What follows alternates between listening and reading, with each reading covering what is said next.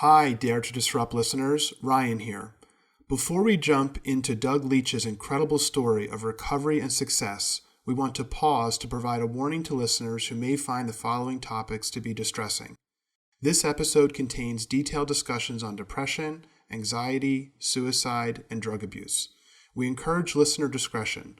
For anyone who may be struggling with these challenges, we encourage you to contact your local mental health and substance abuse recovery services.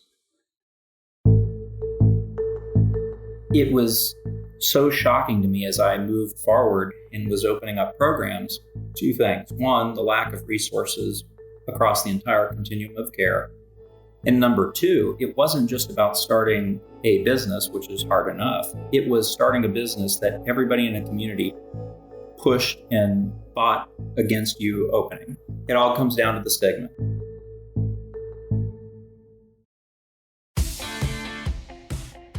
This is Dare to Disrupt, a podcast about Penn State alumni who are innovators, entrepreneurs, and leaders, and the stories behind their success. I'm your host, Ryan Newman, and on the show today is Doug Leech. Doug is the founder and CEO of Ascension Recovery Services, one of the fastest growing healthcare companies in the country, as well as a national leader in behavioral health consulting, management, and program development field. Ascension Recovery Services aims to expand access to substance abuse treatment services across the country. Doug is also the founder and CEO of West Virginia Sober Living, a network of recovery residences and reintegration programs for people in early recovery from substance abuse disorders. He graduated from Penn State in 2005 with a degree in accounting. Doug, thank you so much for joining us on the Dare to Disrupt podcast. This is a first for us. You're the first guest we've had that's been able to give some insight into a topic that's affecting so many, which is substance abuse. Thank you so much for joining us today. Thanks for having me, Ryan. I appreciate it. Doug, I'd like to start as we normally do, which is at the beginning. Would you mind sharing with our listeners where you grew up and what some of your early formative years were like as a young boy growing up? Sure. I grew up in Morgantown, West Virginia. Was born in Morgantown, lived right across the border in southwestern PA, a small town called Smithville, Pennsylvania, and moved to Morgantown when I was in sixth grade. Really good family, very loving. Dad was a banker, mom was a school teacher, and have one sister who's about a year and a half older than me. I was a good kid, good grades in school, very, very good student, and active in sports. I played pretty much every sport. Or moving into my high school years, it was tennis and golf were my primary sports. I was also a big skier. Never really got into too much trouble. My senior year in high school, I started going to parties, drinking beer, just like many of us do, and still wasn't really getting into trouble, but just started to drink socially. Doug, what brought you to Penn State? I always had a dream of going to Penn State. My dad was a Penn State alum. He was an accounting major, went on to become a CPA and eventually a banker, and he founded a bank in West Virginia. So I was always following in his footsteps. I got into Penn State, went up to University Park in fall of 2000, lived in Geary Halls, and just couldn't have been happier. I was so happy with the choice I made with Penn State, and coming up onto campus freshman year was just a pretty incredible experience. Something that's important about my story, and I didn't realize it at the time, I do now, and I can reflect and look back on my childhood years and growing up, but I always had underlying anxiety. I just had lots of doomsday scenario thoughts in my head that played out from the age of 5, 6, 7, 8 years old, all the way through high school and into Penn State. Lots of worry, over things that a kid shouldn't worry about. Doesn't mean that these worries were real, but in my mind, they were very real. So lots of anxiety, never talked about it. Go back into, in the 90s, people just didn't talk about mental illness like they do today. So I can now look back and say I had some depression and very high degree of anxiety throughout my childhood, high school, and going into Penn State. What role did alcohol play in your early Penn State experience? For me, when I got to Penn State, it was focus on school and then have fun. And whenever I consumed alcohol, all of that anxiety went away. So I really looked forward to Friday nights, Saturday nights. It was a time that I could unwind, relax, and alcohol helped me do that. In my mind at that time, that's what everybody used alcohol for. It's, I'll take the edge off, and it was, have fun, but it was different for me. While this was a social activity for most folks, for me, it was solving a problem. I realized pretty quickly when I was at Penn State that my drinking was different than, how other people drank. And now in the profession that I'm in and all the work that I do and, long-term sobriety, I understand so much more than I did back then. But this is it's a progressive disease. It's an insidious disease, and it affects not only the person who's addicted to drugs or alcohol, but also the family, friends, and really everybody in their family and friend system. So, other folks would go to dinner, have a glass of wine and stop. I would go have a glass of wine followed by another 10 glasses of wine. It was never for me something that just, one drink and that was it. If I was drinking, I wanted to drink to get a buzz or to get drunk. That was my purpose. Throughout my time at Penn State, my anxiety continued to get worse and my drinking increased to more days out of the week. So, it was pretty shocking for me to, growing up, good family. I had heard about alcoholism and addiction. I thought that was folks that did not look like me. These are folks that had no education, experiencing homelessness, severe mental illness. I did not think that I had mental illness or anything else. I could point to things in my life that were going well. And that was evidence for me that I was not, somewhat affected by this. And so you're at Penn State, you're having this struggle with which you've spoken so passionately and eloquently about. And at a certain point, did it get so bad to the point that you had to leave, or were you able to sustain it through your 4 years at Penn State as a student and graduate? Yeah, Brian, it was, it progressed. So freshman year, by my second semester, it was getting pretty bad. I had lots of friends. I was always outgoing. So I was the guy in the group that you would expect had no anxiety or depression or anything like that. Very outgoing, had lots of friends, and was very active socially in classes. So no one knew this. And further, I would portray on the outside that everything was fine. So it was keeping up this image and carrying on without sharing and saying I'm struggling was really difficult. Second semester, freshman year, it was getting pretty bad. I was having trouble sleeping. I was constantly anxious, even to the point of having panic attacks in class. I would go sit down in class at Penn State, and it would just rush over me, this fear that I'm not going to be able to get out of this classroom, almost like a claustrophobia type thing. I'd be, so I'd have to sit by a door in every class that I went to, constantly worrying about things. It got to the point that, if you were in a class and the teacher was going around the room, starting at one side and coming to the other side of the room, and everybody was giving feedback on something, I would just sit there and watch that, kind of weave through the class, and was getting closer to me and almost black out.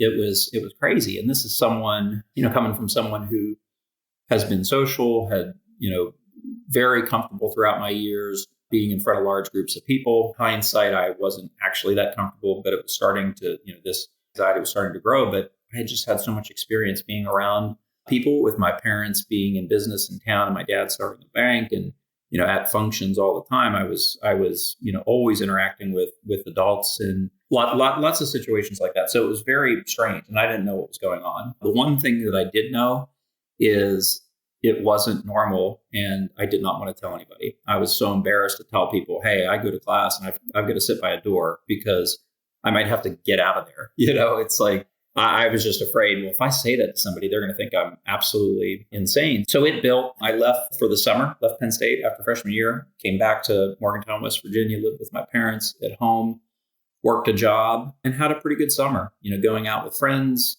on Fridays, Saturdays, tried not to drink throughout the week. How I think of it now, Ryan, is I was just treading water in the middle of the ocean, so I was pretty unhappy, but I just kept going through the motions, and there was some fun and enjoyment. It wasn't all terrible, but just that anxiety continued to increase. My mental health continued to deteriorate.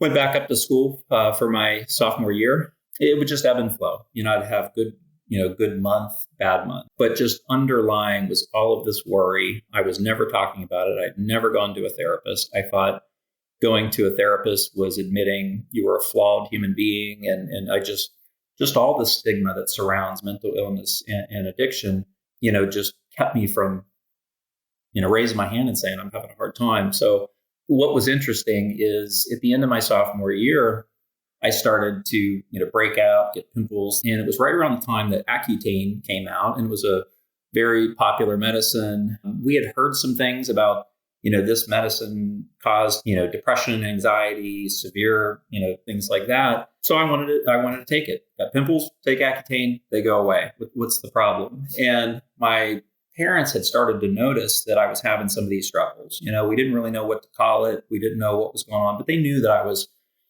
struggling, and they were worried about me taking the medicine. And, it's so funny that medicine, the big push with Accutane was, pregnancy testing, and then also testing liver enzymes. It's hard on your liver. Well, I didn't care about that because I drank. And so I thought my liver's fine. So these were the two things that they talked about, pregnancy and liver enzymes. That medicine was, whether it, had something to do with it or not, that was right at the time that my mental health deteriorated terribly. So started taking that medicine. About 4 to 6 weeks in, I became so depressed. I was in my room at Penn State in my sophomore year, and I would not leave my room. I was in my room for going on about 5 days, had not left my room. I had a case of Gatorade and a massive box of Nutri-Grain bars that I lived off of. And I was terrified. I could not leave my room. My mental health was so, so bad. People started calling my parents. They didn't know where I was. My parents were calling me. And I remember I finally just said, I haven't left my room in 5 days, and I don't know what's wrong with me, but I can't even leave my room. And my mom, she said, I'm going to drive up there right now. She drove up to Penn State, and I came out of my room whenever she got there, went out and got to my car, and then we drove back to Morgantown, and I withdrew for the semester. I wanted help desperately. I didn't know how to ask for help. But then, my parents, once they realized I was, kind of held up in my room, they came to my rescue. So, it was really strange, Ryan. Like I didn't know what was going on. I wasn't drinking all day, every day. I mean, I probably hadn't drank in weeks at that point, was not taking any drugs. It was just purely mental illness. So came back to Morgantown. My parents had psychiatrist appointments set up for me.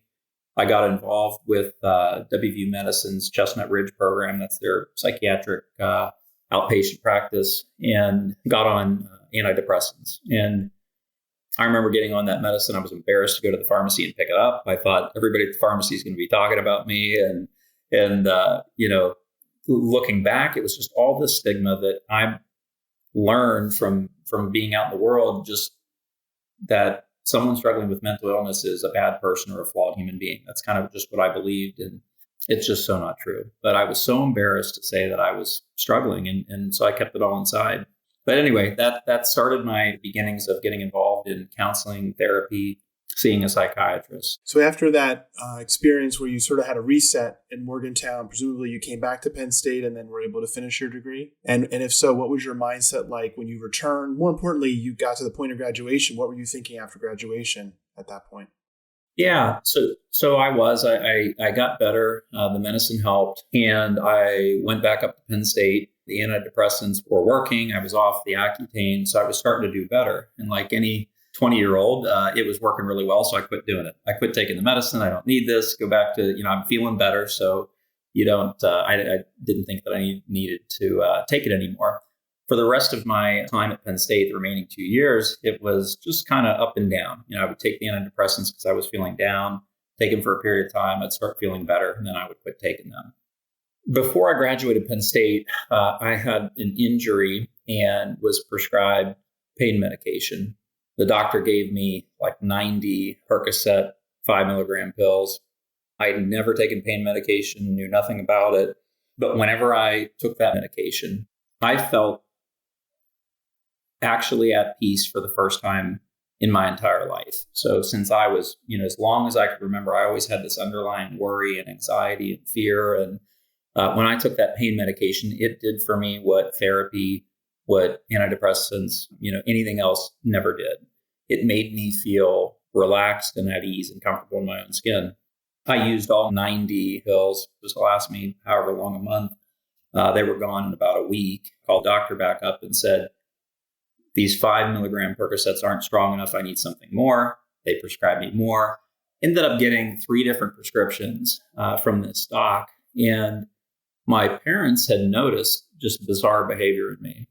I thought no one could tell, thought this was a safe alternative to drinking. Whenever I drank, I could, it was unpredictable. I didn't know what I was going to do. But taking pain pills, I was more relaxed, chill. And I really thought, well, I'm not hurting anybody and these things are making me feel better. What's the problem? So where alcohol helped me get over some of those fears, anxieties, social anxiety, things like that when I was younger, this was a solution that was far better than alcohol. So whenever I ran out of those pills, I didn't take anymore. They were gone. I had no idea where to get them from, but I knew that I loved them. So I went through the rest of Penn State. I would have some episodes where I would drink too much, get into trouble, recover, not drink for, 2 or 3 weeks. Then I would do it again, But I was able to graduate, had a good internship at Ernst & Young in Pittsburgh this summer before my senior year.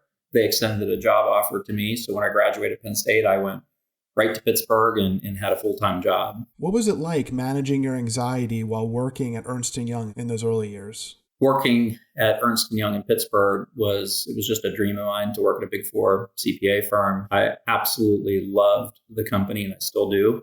I had this job that I knew was going to set me on a great career trajectory and be able to accomplish some of the goals that I'd always had for myself. And I also knew that drinking alcohol could probably disrupt all those plans. I could embarrass myself at work, get into trouble, get a DUI, something would happen. So I just limited my drinking and tried to, if I was going to drink, don't do it around anybody from work. That lasted for maybe a year. And then I'd be out with coworkers, start to drink. I would have episodes in my first few years at work where I would, get drunk at a company event, embarrass myself.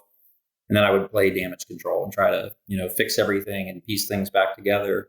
But my mental health started to deteriorate once again. All the while I was not doing therapy. I may or may not be taking my antidepressants and just really, really struggling. But I was able to hold on and keep things somewhat together. The perfect storm for me happened when I was working in Pittsburgh a few years into my career at Ernst & Young. And I met some folks in Pittsburgh that had access to pain pills just purchased on the street and really an unlimited quantity. So I had access to the drugs that I knew made me feel like a whole person and comfortable in my own skin. And I had the resources to buy them. So, and honestly, Ryan, at that time, you got to remember this is 2006, 2007. There wasn't much talk about an opioid epidemic. It was, pain medication and Oxycontin are safe. They're doctor prescribed. They're non-addictive, all this stuff. And so to me, I truly believed that taking a Percocet or an Oxycontin was far safer and better than drinking a beer. I keep referring to it as a solution, and it was at the time. It fixed the problem that I had inside. So got the pills, I started taking them and just pretty much quit drinking. And I had no idea that it would ever result in being physically dependent on these drugs. I struggled to even think that it was drugs. I mean, this was just medicine I was taking. So, which is silly now in hindsight. But I remember going to work at Ernst & Young on a client, and I was in the audit room. Everybody went to lunch, and I said, I just don't feel good. I'm going to stay back. I was so sick, had to go to the bathroom, was throwing up. And I thought, I've got the flu. I am, just sick.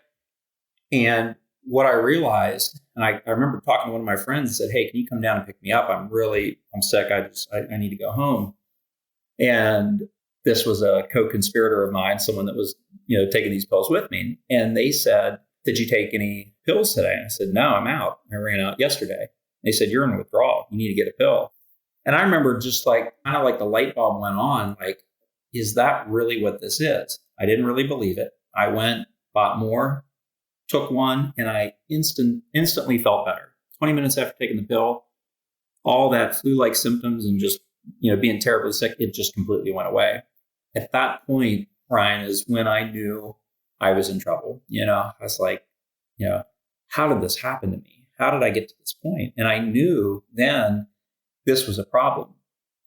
And all of these emotions, it's like, well, geez, I'm not going to call family and say, hey, you've probably watched me struggle and now I'm physically dependent on drugs. Wasn't going to say that. I kept it inside and thought, I need to figure this out and figure out what's going on and how to fix it. This, I would not go to a doctor and talk about because I was just so afraid if people knew that I was, an addict and an alcoholic. I just thought that would be the end of the world. Whenever that happened, that was in 2008. By the end of that year, I wasn't even showing up to work at Ernst & Young. They met with me, one of the partners, and said, we've seen you go from, moving up in your career, getting put on better jobs, doing really good work. And you plateaued about a year ago. And now you're not even showing up to work. We're really concerned about you. Is something going on? Is there anything that we can help you with? This partner knew exactly what was going on with me. I thought nobody knew. I made up a story that there's, family members have some health issues. I'm okay. Thanks for asking. Don't need any help. And I remember the partner said, well, if you don't need any help and there's nothing we can do to help you, it really comes down to your job performance, and your job performance is very poor. So this isn't working out. Are you sure there's nothing that you need help with? Because whatever it is, we can help you with it. I said, appreciate the concern. I'm all good. Thanks. And so I thought, the walls are closing in on me here at Ernst & Young. I better go get another job. And I did at a CPA firm in Pittsburgh. I went to work there. I was there for about 13 months. At that point, I'm leaving Ernst & Young because I couldn't even show up to work. So just imagine what my performance was like at this other firm. I mean, I worked there 13 months and really didn't accomplish anything. I think it was about 2 weeks. I hadn't even shown up to work. They couldn't get a hold of me. They fired me, and no one else was going to hire me. At this point, Ryan, I was showering once every 2 weeks, not brushing my teeth. I mean, it was just pretty gnarly and nasty. Not communicating with family, not showing up at Christmas. If I did show up at Christmas, I had stitches in my forehead or a cast on. I mean, it was just really, really, really bad. I was at that time taking pain pills all day, every day. I drained my 401k. I sold everything I had. Every dollar that I had was gone towards pain pills. So my whole world was kind of crashing down on me. And I went for a period of 9-10 months without working. I couldn't pay for my apartment and lost my apartment. I was bouncing around from couch to couch, had no place to live. Would pop back up in Morgantown and stay at my mom's house and then disappear for 3 months. I mean, it was just really, really bad. The mental health continued to deteriorate. So at this point in 2010, I was thinking about suicide almost daily. I just looked at my life and thought I was a good kid, good person. So I thought, now I'm believing that I'm not a good person. I've hurt so many different people, family, people worried about me. I'm failing at jobs. I mean, I just felt like a total and complete failure. I would have killed myself if not for my family. I just thought, I can't do this to them. They still seem to love me. I don't know why. If not for them, I'm sure that I would have done it. Eventually, I got arrested, and the arrest is truly what saved my life. I can tell you all about that, but that was, it was just a steady decline. And after having some forward movement in my life, it all came crashing down. So you get arrested. Sounds like that was sort of rock bottom for you, or the true wake up call that perhaps you needed. And what was that turning point for you? What was that pivot that occurred as a result of following the arrest? Yeah. So the arrest happened in Morgantown. I was out one night drinking, had been taking pills all day, was in a complete blackout. And I woke up in the regional jail. vividly remember being in a video arraignment at the regional jail, and the judge is telling me that I was arrested on felony malicious wounding and DUI with injury charges. These charges carried 2 to 10 years on the felony, and the misdemeanor carried another 2 years. And I remember just feeling terror and panic that I had never felt. And what that was is, not only was it just devastating to be in a blackout and then come to, and they're talking about 10 years in prison, but the biggest part was that I had hurt somebody and I had no idea what I did. So I'm trying to piece it together. I'm in this pod at the regional jail, and my story's running on the news about 3 times a day, and I just was absolutely broken. So I was there for a few weeks. I had family that came down and visited me in the jail. I can't even begin to tell you what that's like to have your mom and dad come and sit on the other side of a glass window and talk to you. I remember my dad came down and visited me and said, "You've got a drug problem. You need to go to treatment, and I'm willing to help you with bond and getting out of jail. Can't do anything about the outcome of your trial and what's going to happen here. Who knows? But I believe that I can get you out on bond and allow you to go to treatment before coming back and having a sentencing hearing and all that." I remember telling him, I appreciate the concern, but I don't have a drug problem. So I don't know what treatment would do for me, but thanks, but no thanks. And he said, "Okay, I'm really sad to hear that." And he left. And what's so crazy is I'm arrested, this nasty arrest. I hurt somebody. I hadn't worked in a year, was showering and brushing my teeth once a month. I mean, it was just as bad could be. And at that moment, in an orange jumpsuit, shackled, talking through the glass wall, I could not say I've got a drug problem. It was just the ultimate shame. I was like, well, at least I have one little shred of dignity left, which, I had none, but I wasn't willing to do that. Over the next week, man, should I have just said, yes, I do, so I can get out of here, but I didn't. He came back again about a week later and said, "This is the last time I'm ever going to offer this. I'm willing to post your bond and let you go to drug and alcohol treatment. And if you don't want to do that, then there's not really anything I can do to help you." And I said, "I will go." Didn't say I have a problem. I said, "I will go." And what I believed at the time is, spending after 3 weeks in the regional felony pod, I thought, well, treatment can't be worse than this. So let's go do that. At least it's, I'm not in jail. So I went to treatment in Minnesota, a place called Hazelden. It's now Hazelden Betty Ford Foundation.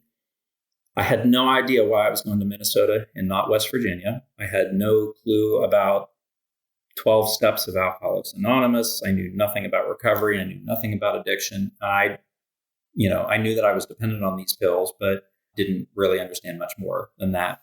When I got to Hazelden in Minnesota, the lady that was doing my intake was asking me about my drug use. And you can imagine how that went. I mean, I'm like, well, once in a while I'll take a pain pill, but it's not really a problem. Dad's on my back, harassing me. And, really it's just this pressure in life and everything. So I went through all of this story, and then they did another assessment. And I had a meeting with a psychiatrist and did an assessment.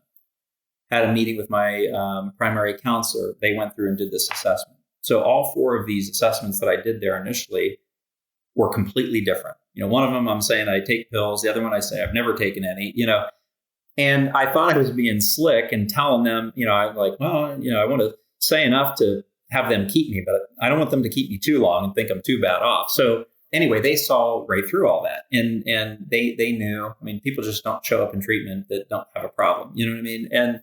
And further, all my stories being different. One of the first breakthroughs I had was the psychiatrist that I saw. This lady was talking to me, and I was minimizing and giving all these BS stories. And she said, I remember her looking at me and said, "Let me just tell you a little bit about myself. I'm in recovery long term, been sober for 25 years." And she went through drugs, alcohol, and I'm like, this is a doctor at an awesome facility. Like this place seems great.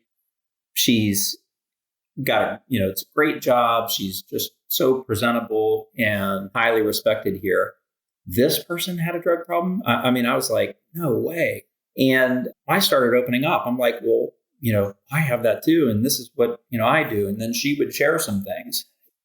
It was for the first time. I mean, I'm talking to someone who's admitting that they had this terrible problem that you should never, ever speak about. And they hadn't done this in years. And like she had, a wonderful life and family and job, and she was showering more than once a month. So I was like, man, like, can I have sobriety too? Like, do you think that what worked for you will work for me? And she said, everybody can. I have hope for everybody if they follow this simple program. So that was the first time I opened up and said what was going on. It took me a while, but over the course of my first month there at treatment, I was opening up more and more and more. The men that were on the unit with me were really, really good people that were struggling just like I struggled. I was not looking at them as bad people that were defective human beings, and I just got more comfortable with talking about my story. At the end of my 30-day treatment, they made a recommendation that I go on to a halfway house for 4 months. And, at that point, I thought, my way at life is not working. Everything that I tried to do I just crashed and burned. It's time I start listening to a suggestion. So I went on to the halfway house there in St. Paul, Minnesota. Really, at that point, Ryan, my focus was let's stay clean and sober. I felt accomplished for the first time in my life, not because of anything material. I had nothing, not because of work accolades. I mean, I was working a part-time minimum wage job out there, but I would go to an AA meeting in the morning, meet my sponsor afterwards, AA meeting at noon, counseling in the afternoon, work an evening shift, come back, go to bed. And I felt like I had accomplished so much. Eventually, after completing treatment in Minnesota, I came back to Morgantown, went through all of my court stuff. So you had your arraignment, but now you have to see whether or not you're going to have sentencing or not. So what connection at all did you have with the person with whom you were involved in the DUI? So whenever I had come back from treatment, I had a year of sobriety in. I just felt it was the right thing to do to write this personal letter because it just weighed on me so much. If like I said, I was thinking about killing myself on a daily basis, but I never wanted to hurt somebody else, so that was just so devastating to me. So I wrote a letter. First part of this letter was, I am not writing this for asking you for anything, no favors, no nothing. There's no expectation. You don't need to accept an apology. And I just kind of reiterated this like 6 times. And then I started my letter and said, I have no recollection of that night. My knowledge of what happened that evening was from police reports, witness statements. So the one thing that I'm sure of is that I did everything that they're saying because I have a history of this. I've been arrested before. I just constantly, when I drank, who knew what happened? My life is a mess. I've been thinking about killing myself on a daily basis, but I never wanted to hurt somebody else. And for that, I am so terribly sorry. And I wrote in there, I cannot promise you that this will not happen again unless I get and stay clean and sober. That's the only way that I can be sure that this won't happen again. If I don't stay clean and sober, I am sure that this will happen again. And what I'm doing to make this better is on a daily basis, I'm going to 12-step recovery meetings. I'm meeting with a counselor, and recovery is just a part of my life. And that's my commitment to never doing this again. And truly, Ryan, like there was no expectation of anything, but that letter touched the gentleman. Whenever it came to court, they actually were supportive. I never asked for this. We never communicated nothing, but they wrote letters in support and said, we want this guy to stay on the track that he's in. And the judge saw everything that I was doing for my recovery. It ended up really helping me in the court. And the courts looked at this and said, well, we want you to continue on this path. In lieu of going to jail, I was able to be on home confinement, so long as I didn't screw anything up. And at what point does your initial instincts of entrepreneurialism start to take hold? So I had quite a while on home confinement, but while I was on home confinement, I was allowed to go to AA. I was allowed to go to church. I was allowed to go to work. That's it. But I did that. I stayed sober. I was sponsoring guys in AA. I had a sponsor. And that's when my entrepreneurial spirit kicked in. So I'm doing all this. Felt like a failure my entire life until now. I felt accomplished. I mean, I got an ankle bracelet on. I can't leave my apartment. But I felt like really, really good about myself. I also got familiar with West Virginia. I'm back in Morgantown, and I realized the reason I went to treatment in Minnesota is because there were no options in West Virginia. There were 2 residential programs. Both of them had at least a 6-month wait to get into treatment. And I'm one of the few in West Virginia that has a family that has the resources to pay for you to go out of state to treatment. So I did. And I had this wonderful experience. When I came back to Morgantown, there was no detox, no residential treatment, no sober living homes. I mean, we had pretty much nothing in our state. And my mission became, I want to provide the options that I had out in Minnesota to people in West Virginia. Like, why can't we have that here? So I was working in an accounting firm because that's what I knew. And I started working on putting together a nonprofit called Morgantown Sober Living, which is now West Virginia Sober Living. And that's where my career in this industry started. First thing I started was this 501c3 nonprofit. It's now statewide, and it's considered the premier provider of services for addiction in the state of West Virginia. And it was so shocking to me as I moved forward and was opening up programs. Two things. One, the lack of resources across the entire continuum of care. And number two, it wasn't just about starting a business, which is hard enough. It was starting a business that everybody in the community pushed and fought against you opening.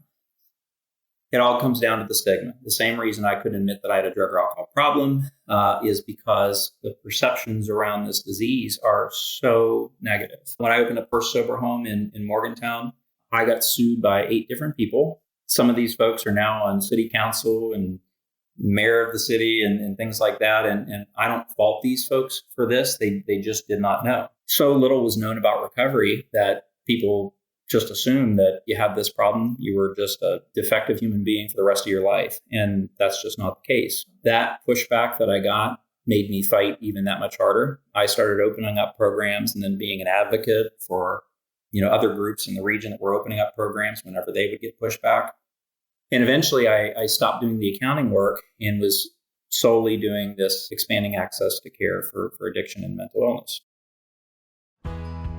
The Invent Penn State Launchbox and Innovation Network is comprised of 21 launchboxes and innovation spaces embedded within Commonwealth campus communities across Pennsylvania. Each innovation space provides entrepreneurs and innovators a wide array of no-cost resources. The spaces are open to Penn State students, faculty, staff, and community members alike. To learn more about or get involved with our statewide network, visit invent.psu.edu/innovationhubs.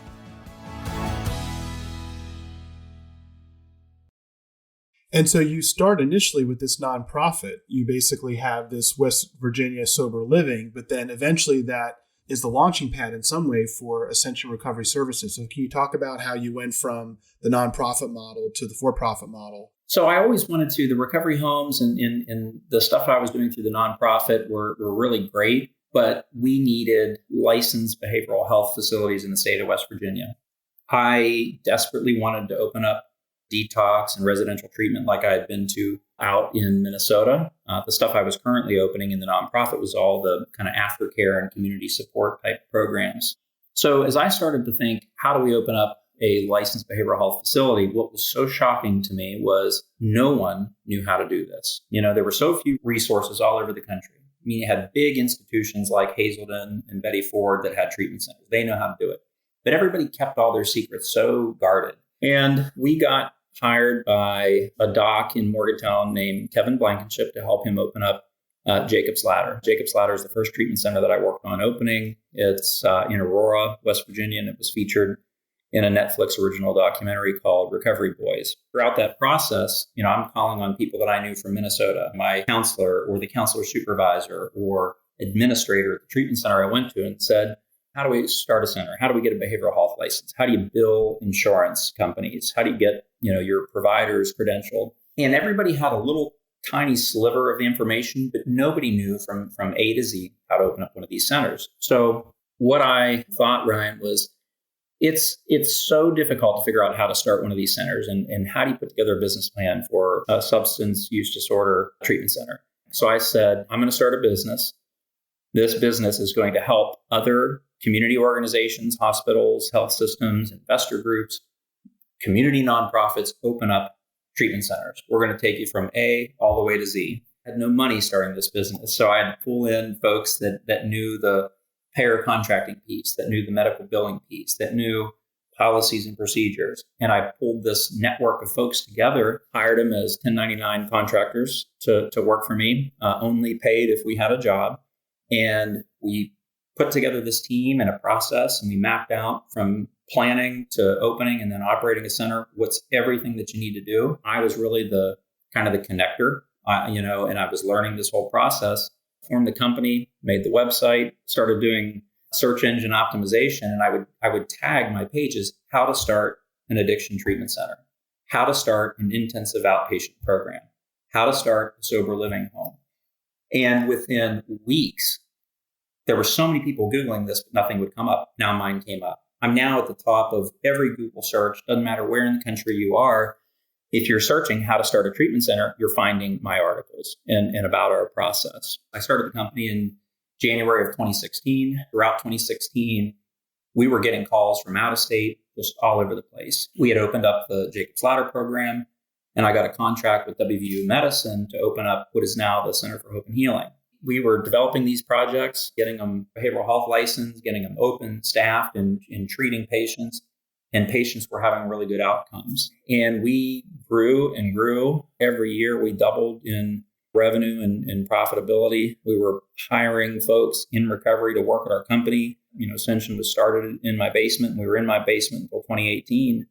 We were now doing projects from coast to coast. Really what it is, Ryan, is that everybody that's on my team is an entrepreneur. We're a group of folks that don't take no for an answer. We expect to hear, you can't do that. We expect to face barriers. We expect to face community opposition, but we believe in what we're doing. We know that everybody deserves a right to enter high quality treatment and recover from this disease, and nothing was going to stop us. And when you think about the business today, what percentage of your time or what percentage of the business resources is spent on the program development that you just spoke of versus the actual providing of clinical services in those different regions? That's great. So now the business, we are developing and opening lots of programs. So that's the program development. And then we manage these centers long term. To keep up with the growth of my company, I started looking for a strategic partner. I went out to market, took my company to market, and I did a transaction with a private equity firm out of Philadelphia called Renovus Capital Partners.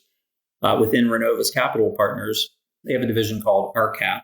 And RCAP looks for unique businesses that are effectively disruptors in the industry. The business had evolved so much from 2016 to 2021 when I completed that transaction. Kept getting into bigger office space and expanding. We had, at this point, partnerships with the city of Boston to develop the world's largest behavioral health campus, projects from California to Washington State to Florida, you name it. So we were growing, we were building up our capabilities. We were developing our internal playbook for how to start these centers and manage them. And we had lots of media attention, and we're doing really great things. So at that point, we were just developing and then managing centers. So throughout the management of these centers, we had patients coming in and treating them, but we didn't own any treatment centers of our own. That was always my mission and plan. I wanted to have my own centers. The best way that I can ensure that the care stays top notch was if we had involvement long term. For me, the best way to do that would be for us to have our own centers and own these centers. So completed that private equity transaction March of 2021.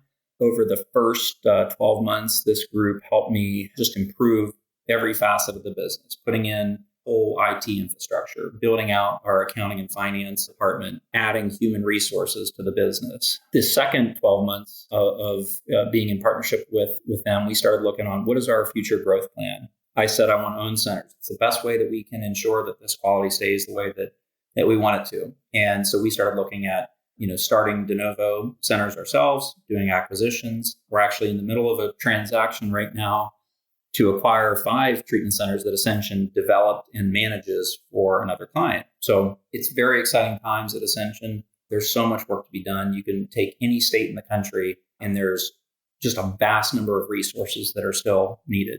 I've had people ask me throughout the years, when will you retire? When will you quit? And it's just like, that's the farthest thing from my mind. And I always say, in the US, when everybody that needs treatment can get it right then, treatment on demand, that's when we'll slow down. And we're still quite a ways away from that. To take us back to where we started, when you think about your own recovery and the fact that you're actually employing people who are on their own path to recovery, what is it today that sustains you and gives you the belief that you can continue in your own recovery? And how do you provide that support to the others around you who serve on your team? That's one of the most important things to me. One of the guys that works for me, his name's Joe Mitro. He was the first patient in the first sober home I opened in Morgantown Sober Living in downtown Morgantown. He was there. I was going to open on a Wednesday. He was there Wednesday at like 5:45 a.m. on the front porch. This guy, Joe Mitro, he went through that program, had a job after he had about a year and a half, 2 years of sobriety. I employed him on a part-time basis. He's now, been full-time with me for 8-9 years. Joe is one of my closest friends. We have it's my wife's birthday party, Joe's there. If it's a kid's birthday party, Joe's there. I go with Joe out to see his mom in Cleveland. We're thick as thieves. He's just a best friend of mine, and that just highlights what's so special and meaningful to me. Someone that comes through the program. This guy Joe Mitro at the time had 30 years crack addiction, lived in every homeless shelter on the East Coast of the United States, could not string together any meaningful sobriety. He didn't have $1 to enter the treatment, and I took him and gave him an opportunity, surrounded him with a life of recovery, people in support. So to me, that is the most important thing. Folks that go through treatment and then come work at a facility, not the week after they, leave the program, but, go out, get a job, but come back and work in this field. So part of my mission is employing people in recovery. We employ so many people in long-term recovery, and we just see those people go out and help hundreds of other individuals. So you're effectively, building an army that's gone out to solve this big problem. So my recovery is the most important thing in my life. Without that, I have nothing else. I'm not ever going to graduate from this, disease of addiction. I always have it. I am not bashful about it. I talk about it everywhere I go. And it's just so important for me to get the message out that we do recover. Hiring someone that's in recovery is one of the best investments that you can make. Creating a good place of employment for folks that are in recovery from addiction or mental illness doesn't mean that's the only people that we'll hire, but everybody that we hire has a big heart for helping people with mental illness and addiction. So, well, thank you, Doug, for taking time to share your path to recovery and also your entrepreneurial journey with me. I'd now like to hand things over to a current Penn State student, Elise Johnson. Elise is a fifth-year student studying general science at Penn State. She's a current participant in the Happy Valley Launchbox powered by PNC Fast Track Accelerator program with her startup, Life Boxes. The startup recycles shipping containers to provide customizable and scalable housing solutions. She was also recently a finalist in the Penn State Nittany AI Challenge. Elise, I'll now hand the interview over to you. Thank you, Ryan. I am grateful to be a part of this podcast and learn more about the Ascension recovery origins. Doug and I have a lot in common, from our anxiety, leave of absences, and above all, resiliency and entrepreneurial spirit. This interview is perfect timing as I just returned from the Community Anti-Drug Coalitions of America's National Leadership Forum in Washington, D.C. When I got back, I watched Recovery Boys on Netflix, and I saw the struggles individuals had transitioning from Jacob's Ladder's farm to their sober living housing options, and other options like West Virginia sober living. Doug, what is your vision for the future of sober living communities, and do you see multi-generational permanent residence? I do, Elise, and thanks for joining. Sober living homes are so vital. I see that becoming just a permanent fixture in every community. At this point, 10 years ago, there was all this fight and pushback. It's starting to turn. Now communities are welcoming these homes. But really, it's all about stigma, and it's folks understanding that, why would you fight a group of folks that are trying to get their lives back on track? These are folks that are not drinking, doing drugs. They're all working. They're gone to bed early. You know what I mean? These are the neighbors that you want. And so I think over time, with advocates, out there getting the word out, people being more open about their recovery, we see that shift. So my hope and vision for the future is that the recovery system that I had in St. Paul, Minnesota, it was so robust. You go to a coffee shop, a Caribou Coffee, Starbucks, there's 10 people out on the patio reading an AA big book, and meeting with their sponsor. And now, in Morgantown, West Virginia, it's like that. There's so much recovery. I opened the first recovery home in the area. there's a dozen there now, probably more. So my hope is that in every community, especially rural parts of the country, have these options. I just firmly believe that if people know about it, they don't feel ashamed to admit that they've got a problem, and then they can get into a system that is a full continuum of care, people will recover.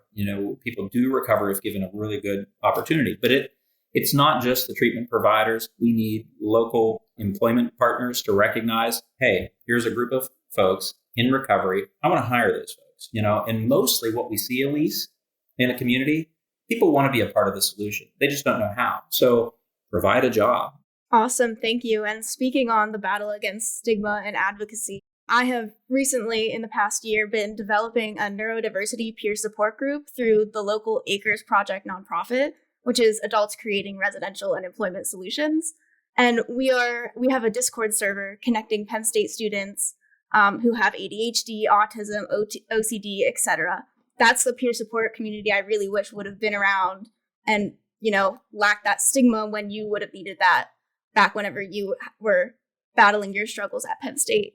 My question for you is, for those who have not yet found their footing, what advice would you give to someone who's struggled with addiction, who aspires to help others, but feels that they lack the money and support to move forward? Well, Elise, first, congrats on what you're doing. That's pretty incredible. I wish that was around and you were born, 20 years sooner, so that this program would have been available whenever I was up at Penn State. So kudos to you, and I would love to learn more. I do hear a lot of that, and folks that get into recovery and they want to start a business. How I got into this business, kind of, if we were to backtrack, I got involved in Rotary in my community. I got involved on committees doing public work and anti-stigma and things like that. I was just everywhere in the community that there was anybody trying to help people that were experiencing homelessness, mental illness, addiction, whatever the case might be. If it was people struggling, I wanted to be there and help. So, I have a lot of people that come and say, hey, I want to get into business, help me find an investor, And I started the business with no money, and just kind of organically. But even before I started Ascension Recovery Services in 2016 or Morgantown Sober Living in 2013, I was doing this stuff for years, and I continued to. So the message that I have to folks that are, entrepreneurial in spirit is get out there and do all of this stuff. We don't need 5,000 people starting a new program in the same area, join in with others and help amplify that program and build on the supports that are there.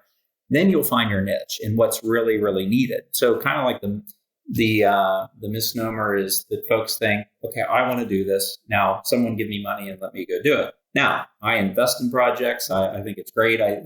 There certainly, but I do think that some people think there's this shortcut, and you don't have to do all that hard grassroots work. Well, that grassroots work is what builds you and your platform and mission and everything. So like people that hire Ascension, they go raise capital. They come and say, let's start a center, develop it for us. And they expect us to run it and make it successful. It's never going to be successful. So a true entrepreneur needs to get in and make their presence known in a community, be out and about. You don't need to get paid to do everything. In fact, get out and offer support. That's how you're going to make your connections, be a part of the solution, and then you'll figure out your niche. So anyway, I do see lots of that, I think, and it's not a race to the finish. It's a marathon. So some people want to, do community activities for 6 months and then start their business and be successful. Well, I'm still volunteering and helping in my communities and participating on committees and things like that. There just is no substitution for that. Awesome. Yeah, that definitely echoes my journey with all these aspirations and then thinking you're alone, but then through customer discovery, finding that there's people who are having the same struggles, are having the same aspirations, and teamwork really makes the dream work. Yes, it does. Another question that I have for you is that I've noticed your work with Ascension Recovery and West Virginia Sober Living prides itself on a sustainable business model. What does sustainability mean to you in the world of substance use disorder prevention?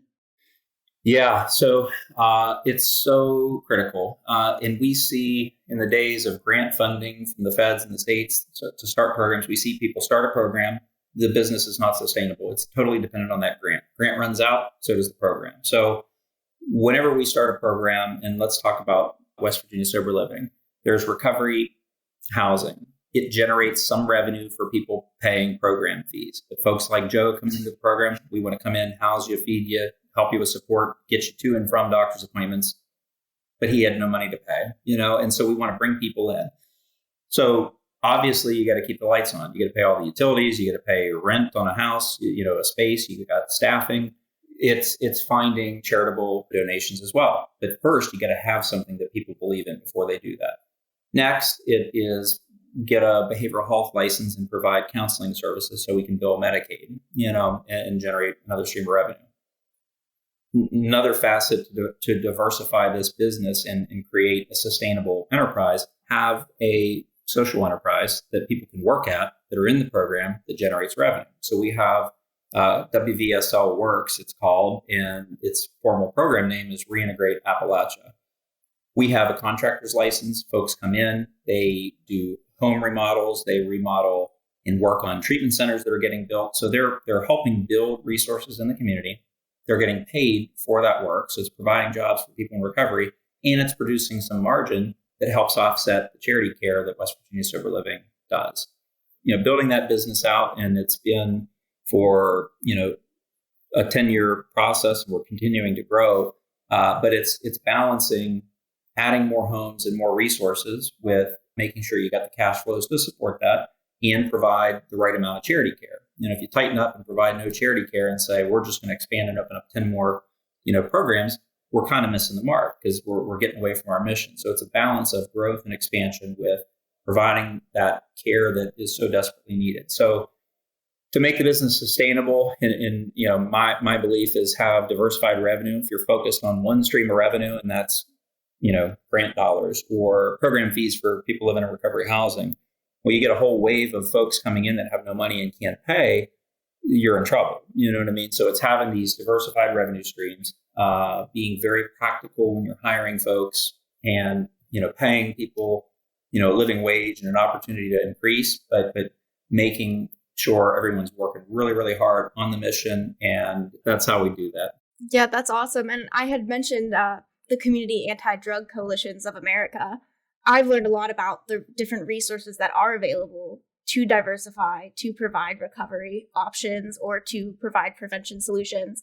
Have you been a part of that network, or are you familiar with their resources? Yes, I am familiar. I've not done much with them, but some of the folks on my team have. To your point about community resources, that's another thing that makes Ascension very unique. Whenever we go into a community, we're not looking to recreate the wheel. Most communities have assets. They have recovery housing, they've got psychiatry, they've got a wonderful hospital system and emergency department.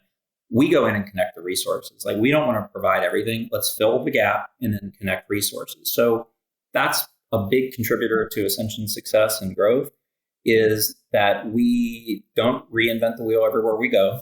We are a connector and we pull people together. And so then you have three, because this is every community, you'll have organizations. Well, we need more detox. You got 3 different people trying to start detox. Well, we need more outpatient. Well, if you connect everybody and everyone's working together towards a common goal, that's how we solve the problem, not 12 different siloed systems of care in one community. So breaking that down and having, we're just good collaborators, and you have to be in this space. So that's another thing as entrepreneurs get going.